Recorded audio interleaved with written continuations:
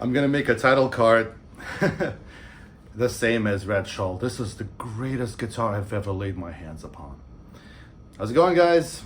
In this video, I'd like to discuss this new thing that everyone's talking about. It's the Seymour Duncan HyperSwitch. What is this thing? This HyperSwitch is fits your guitar where you used to have your regular 5-way selector switch, except now with your phone, you can dedicate what all of those notches do. And you can get these atypical sounds that are not otherwise possible on your Stratocaster or any other guitar where you used to have this 5-way selector switch. Things like, for example, series wiring, out of phase, series plus parallel, all 3 pickups on, 1 out of phase, stuff like that. What's interesting is that everyone claims like it's something brand new in terms of its concept, but guitarists like, for example, Sir Brian May have been doing it for decades. So Brian May built his Red Special guitar in 1963, so that's 60 years ago, and on his guitar, which is wired in series, unlike the usual parallel, you can decide which pickups are on, which ones are off, which ones are, and the phase between them, so you can get that Bohemian Rhapsody sound. So that's 60 years ago. Then about 12 years ago, I think, Music Man Guitars, Music Man, the company, released a guitar called the Game Changer, which you can still find on eBay, and it's the same concept. You have your 5-way selector switch, you have 2 humbuckers and a single. They have different versions of that, but they split. Those pickups can be splittable, and between all of them you have like millions of different combinations. Is it all usable? Probably. Do you need to use every single one of them? No.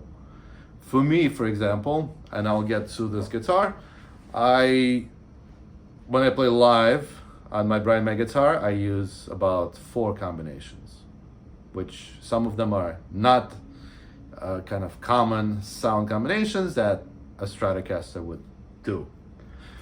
And recently, Richie Castellano, who plays in a band called the Blue Oyster Cult with an umlaut, he had a video where he modified his Music Man guitar to have this Brian May wiring, but he was using a 5-way selector switch, which is a custom switch, meaning that you can customize which positions do what things.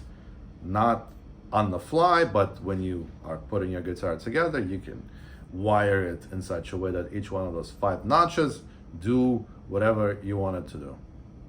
Now, my guitar, if you haven't seen it yet, this is my Swiss Army Strat. This is all passive, by the way.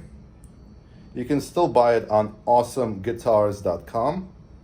Costs about, I think, under $100, but you basically install your existing pickups.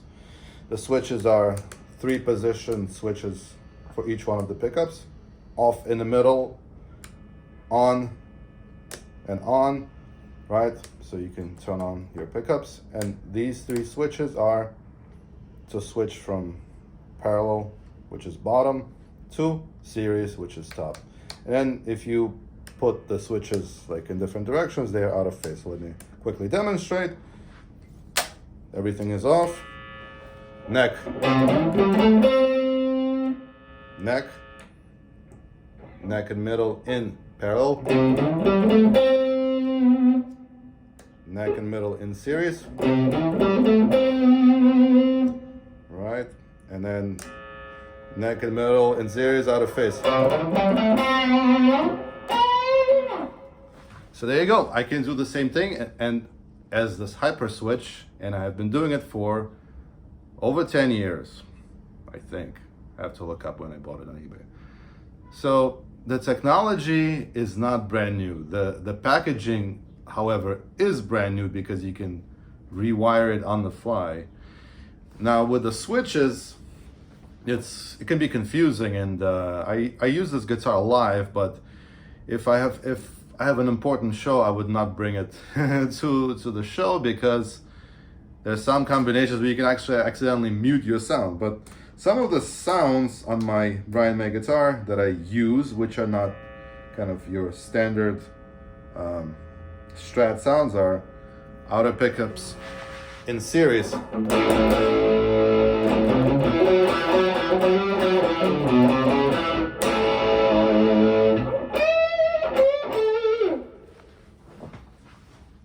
Now about the HyperSwitch, what I don't like is the battery part. Now the battery may last you for a year, but every time you have to replace your battery, you have to open up your guitar, unless you route it for the battery. To route it for the battery, you need to chisel out some wood. So that's unacceptable to me. Some guitars come with a battery compartment, like your Eric Clapton, for example, signature Strat. But for most applications, the battery is going to be inside, and it's going to be a giant pain to keep kind of not forgetting that you need to replace the battery. And when you do, you have to open the whole thing up, and eventually you'll strip the screws, and no, that's enough for me.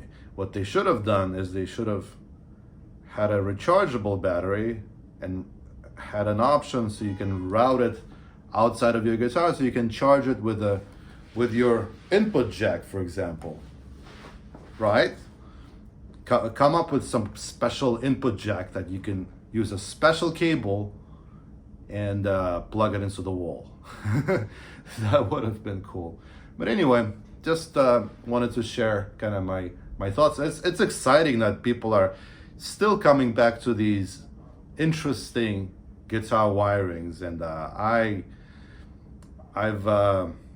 this was the first guitar that did that stuff for me, and after that I got into my Brian May guitars, and I've been playing Brian May guitars, not in a Queen tribute band, by the way, but I love those sounds, and I use about four sounds live on my Brian May guitar. So it's the middle, the neck, middle and bridge, and neck and bridge, all in series.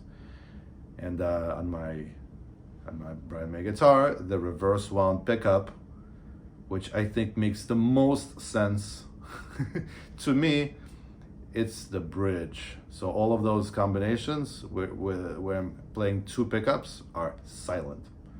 And the Bohemian Rhapsody sound is also silent. Silent meaning without the hum. Anyway, thanks for watching. Have a great one.